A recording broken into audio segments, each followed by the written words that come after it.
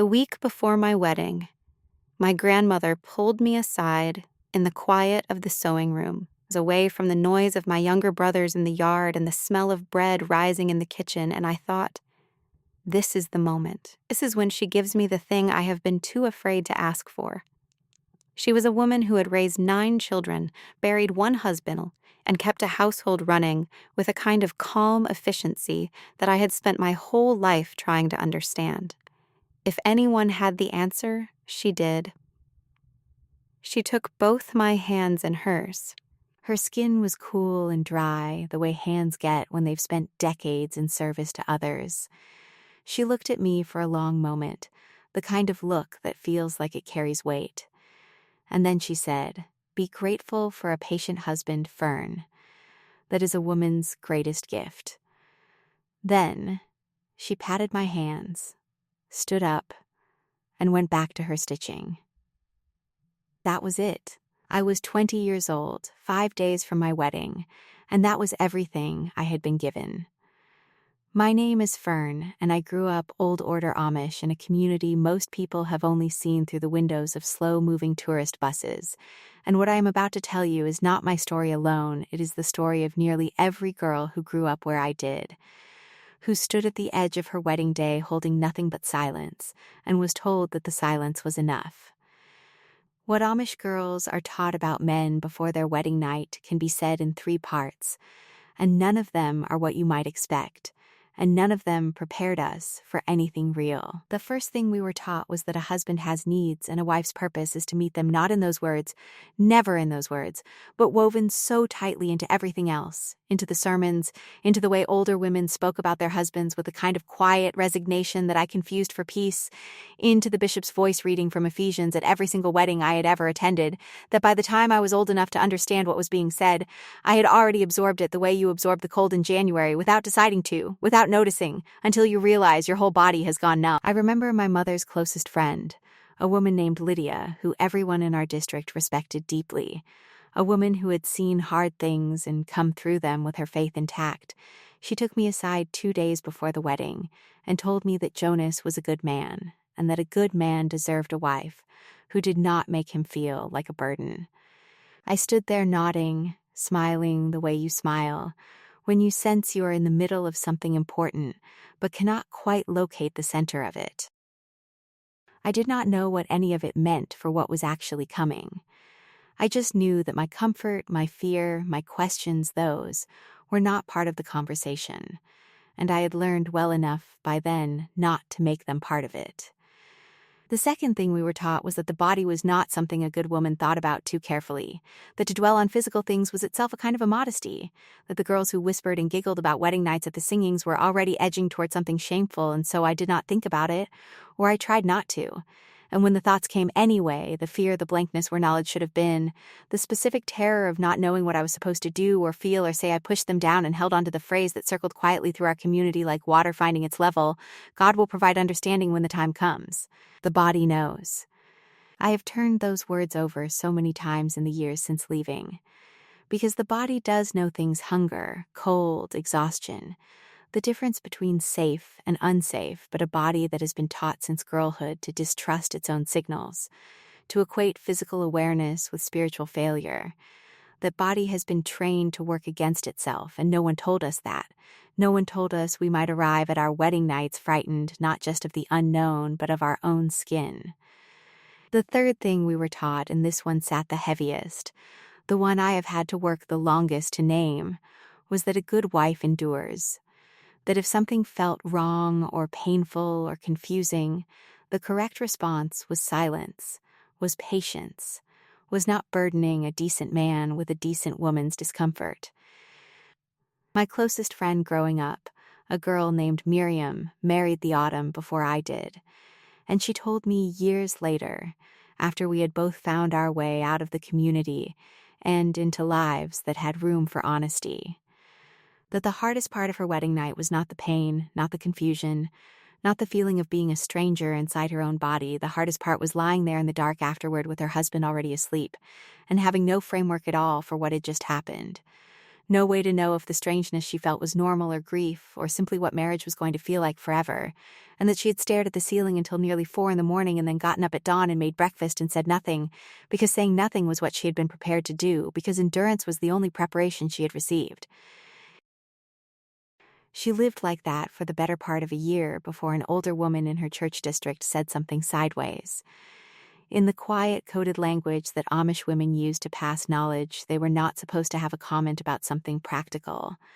A glance held a half-second too long, and Miriam said it was like a door opening in a wall she hadn't known was there.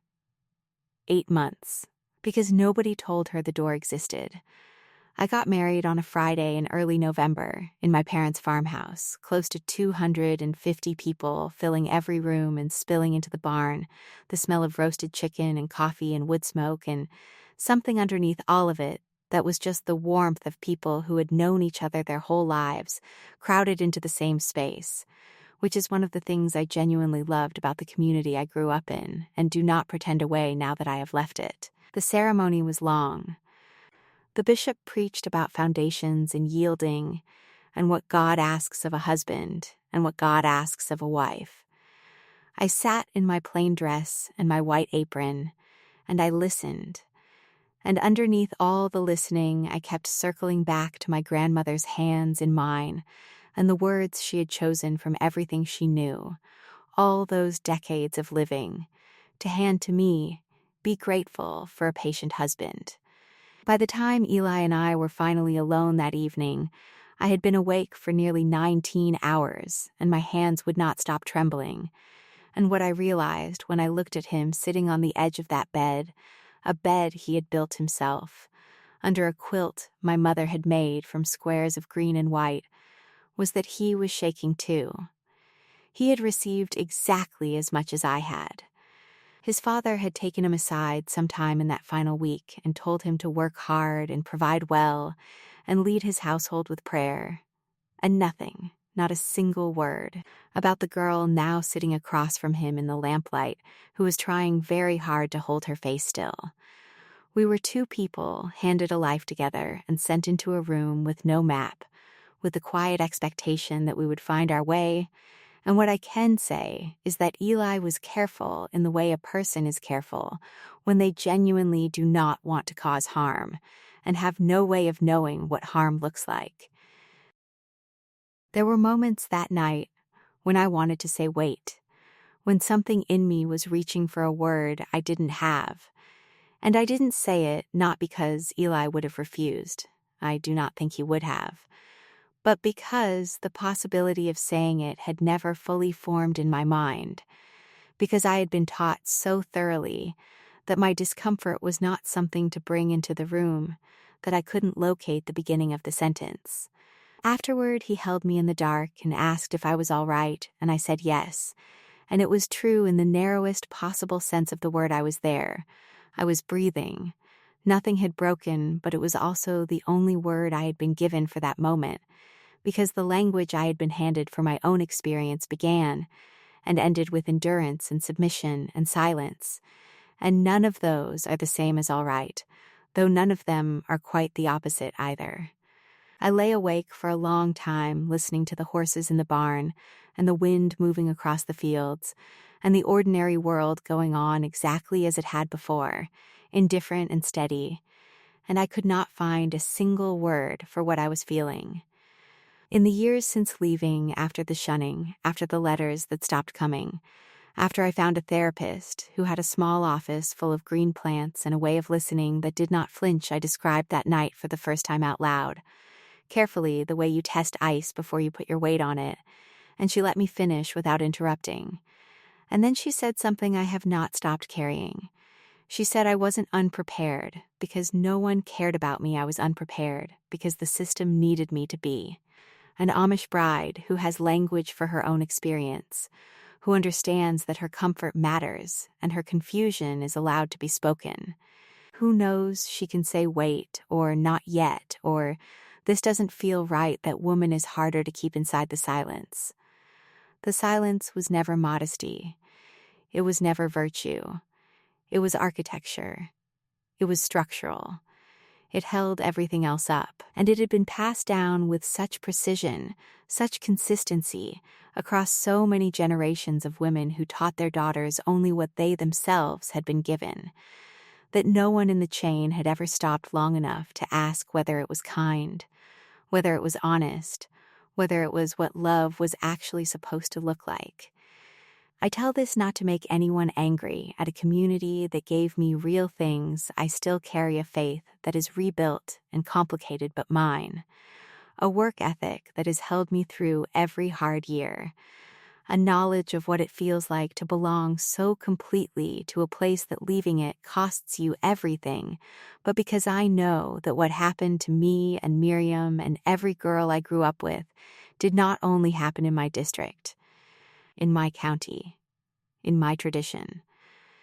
There are girls in other communities, other religions, other families, who are being handed silence right now and told that the silence is holy, who will lie awake in unfamiliar rooms on the first night of their marriages with no framework and no words and no door in sight.